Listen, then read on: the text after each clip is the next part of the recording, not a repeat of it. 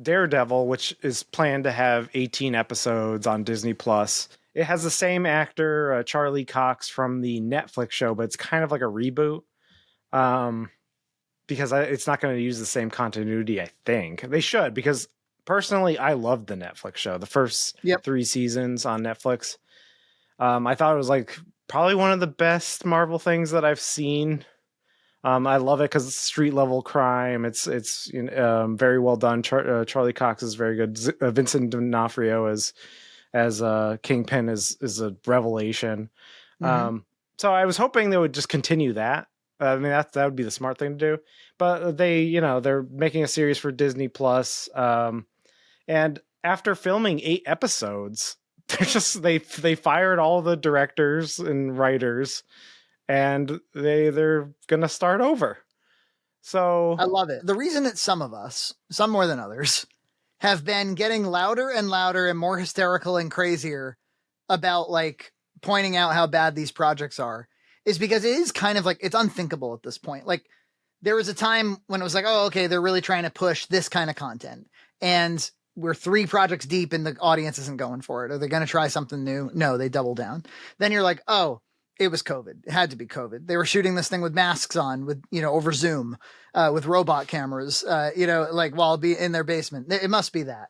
Or they shot half of it before COVID happened and then they had to piece it together in the end, or their budget got slashed or whatever.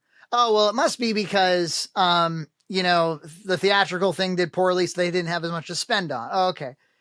But it's like, you get 4 years into the endeavor and you're like, I'm looking at like 30 movies that bombed or that like people can't stop talking about how much they fucking hate them. Like just what business sense does it make to keep just being like Marvels and, Loki season 2. The Marvels is not projecting well. And I don't see anybody talking about Loki season 2. And I can see why. It's like, I can't be, I don't even remember what happened. I watched it. Things happened. And I like Owen Wilson. I like Tom Hiddleston, but I like the actors. Yeah, sure. Yeah, I like the Short Round, but I can't, I don't know what's happening. It's just like random. It's just, it's and then they eat pie and they're talking about their feelings. I'm like, what the fuck am I watching? They built a set and they were like, we can just shoot whatever. And I don't know. You ever shoot something before? Like, especially like a narrative where you show up pretty unprepared and you're like, I don't really quite know what we're shooting today. And it causes like a real feeling of anxiety where you're like, uh-oh, like then how the hell am I going to guarantee anything about it? I don't know. Some of our Box Max specials, but but that was fun.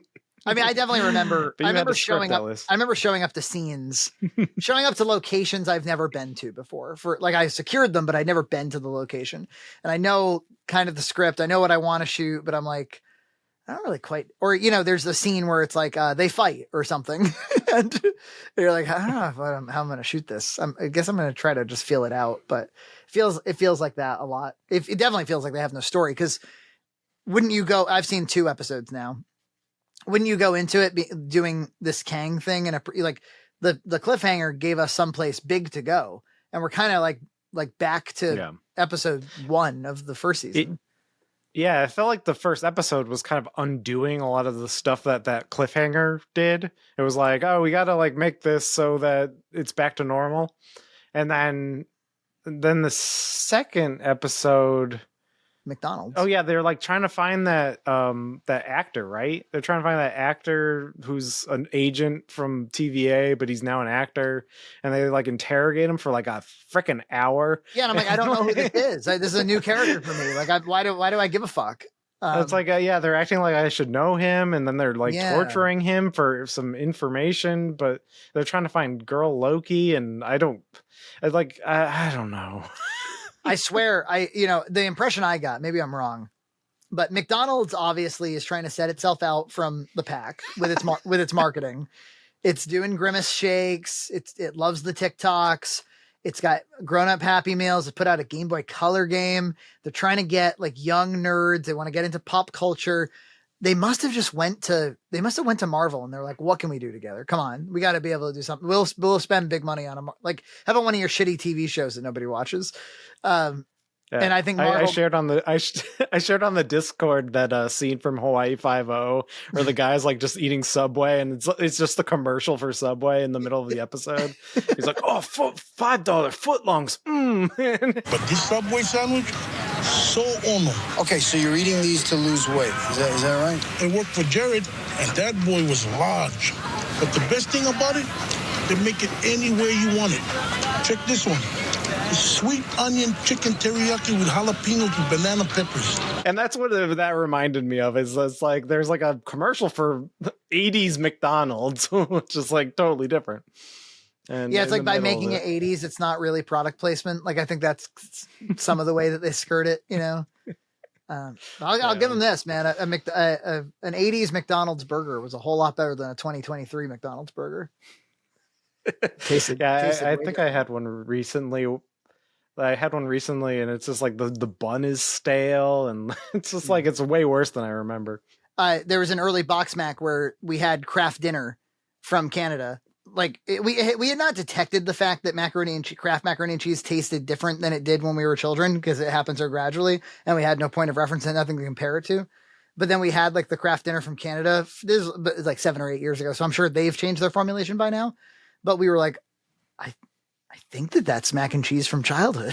I think that's what that is. Yeah, and so the Daredevil situation is really interesting, because they must have known this was really, really bad. Yeah. And the things that I heard from it sounded bad. I mean, these is rumors, but it said that like the first 4 episodes, he was never in the Daredevil suit. He like gave up being Daredevil because they killed off 2 popular characters off screen, so he gives up being Daredevil, and it was going to be a legal drama, and we know how that goes with She-Hulk, how great the legal dramas so good at Marvel are. And so I don't think 4 episodes of Daredevil legal drama, and then there's rumors that they were even trying to minimize Daredevil after that, like his role, and it's like, yeah, that's great, let's minimize Daredevil in his own show. So it must have been a huge piece of shit, and they were like, we cannot redeem any of this. Yeah, or it's like, okay, this is the 10th time we've been here, where we've been at the crossroads of like, I think we're making a bad show. Should we do something? Should we stop it? Should we what do we have to show the shareholders about the way we regard? Because we all know what's about to happen. We're just gonna push out another show that gets like middling views on the first episode and disastrous views by the last episode. I heard like the Ahsoka finale was like 40% down from the Mando season 3 finale, which was way down from the previous one. It's just decline. Shameful. Yeah, it is shameful.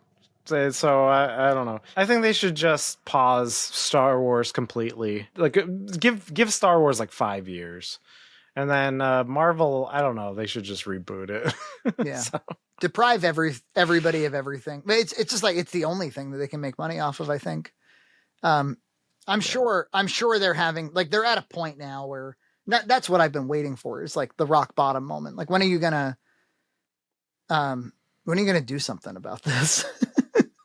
It sounds. I mean, you would think that would be a rock bottom moment, but at the same time, I don't know if I have, because they said that Loki had no like reshoots or no major rewrites. So it's like the stuff that there was that article that said, or that was a headline. I don't think it was an article. It was like they thought that Ant-Man 3 was going to be a banger. Right. And they were like really confident when we were releasing that. And I don't think Ant-Man was the worst thing in the world, but it definitely didn't set the world on fire. Yeah. So even when they think they have quality, it's middling. It's like, I don't know how much I trust their creative instincts. So yeah, that's the phenomenon, is like, how is it that we have an entire giant corporation that like has lost their own taste? They don't know what good even looks like. And they were producing excellence just a couple of years ago. What the hell happened? Yeah. The Marvels is gonna turn it around though. So. Hey, no, they know it's not gonna, and so it's like anything else. We're like, well, we're not gonna not release it. My favorite example of we're not gonna not release it was Fantastic Four, right? I'll never stop talking about the Michael B. Jordan Fantastic Four there. Replayed Fan4stick. Fan4stick, yeah. I mean, it's just like if you haven't seen it, you're really missing out. It's an incredible film. I haven't seen it. You have to. You know what? Like, if you could please someday, so that we can talk about it on the podcast and have a big laugh, because it's like no views territory. I mean, yeah. So like this guy Justin, whatever his last name is, the director, he had made Chronicle with like Max Landis.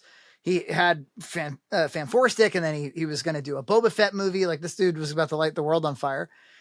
And as the story goes, apparently, like, it got shadow directed for him. Well, no, that's obvious that it got shadow directed for him, because there's like the first hour is this kind of like bad indie movie about like young scientists. And then they go to like this other dimension and they all get hideously injured. And it's like body horror. Like, oh my God, I'm stretching. Ben.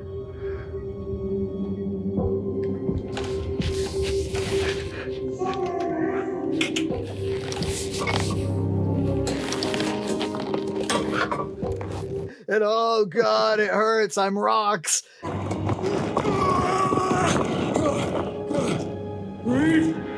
Oh my God. And, you know, like, I'm invisible. It's that for a while. And it really is startling. They left that in? They left that in, but because they probably weren't going to like reshoot the transformation. And then it kind of hard cuts to a different movie. That's the best part of all. Like, that's when you'll just lose your shit. It like goes. Yeah. Kate Mara is wearing a wig, right? It goes to black, and it goes to like a room of military guys. And they're like, and so the Fantastic Four, and they start showing like footage on the monitor. They're like, look at them. They're superheroes now. You know, off camera, they've been superheroes, and it's just wide shots, like, you know, like candid wide shots of superheroes in the distance. That way they can CG, you know, like do quick bad CG of like, there's the Human Torch, and there's. It's like suddenly the movie's being directed by a committee of executives. It's wild. I mean, it's so. And you know, I heard Josh Trank. That was his name. I heard Josh Trank like, became like a drunken mess during the movie, and. Yeah. And then they end up having like a big fight with Dr. Doom, and then they get like their own facility, and they're like, this is fantastic. And one of them turns to the other like knowingly because he said the word fantastic, and then it cuts to some pop song. I mean, I love it. Gotta say, it's fantastic. Guys, I got it. Ready? Yeah.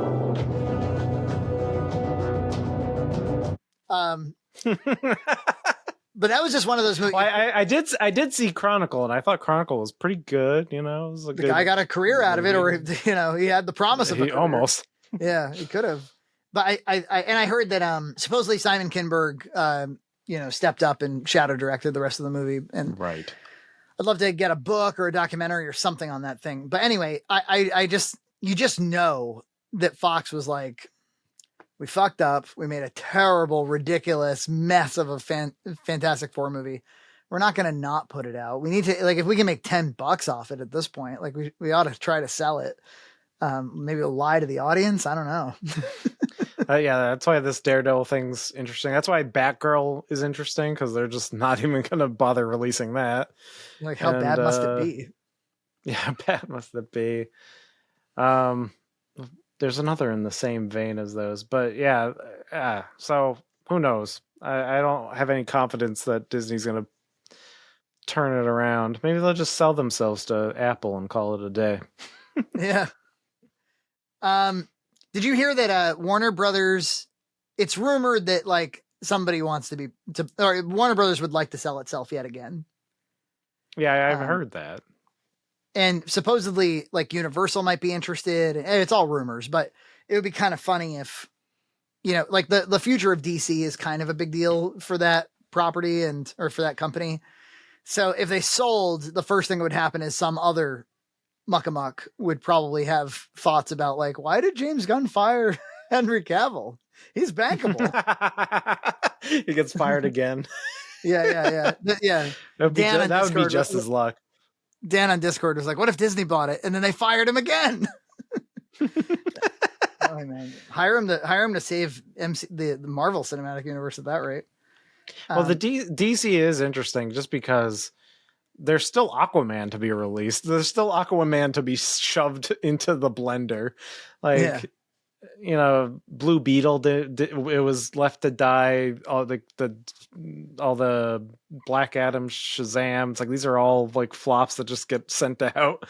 Yeah, and it's we still have one more before the James Gunn reboot. Did you know that like some people found some old Facebook comments that James Gunn made about the old Batman movies? You know, now that he owns the joint, like this is the kind of thing he couldn't say in public, but he said, Keaton did have a ridiculous voice. That said, I'd rather put up with a ridiculous voice than with horrible action sequences and acting barely worthy of the Batman TV show.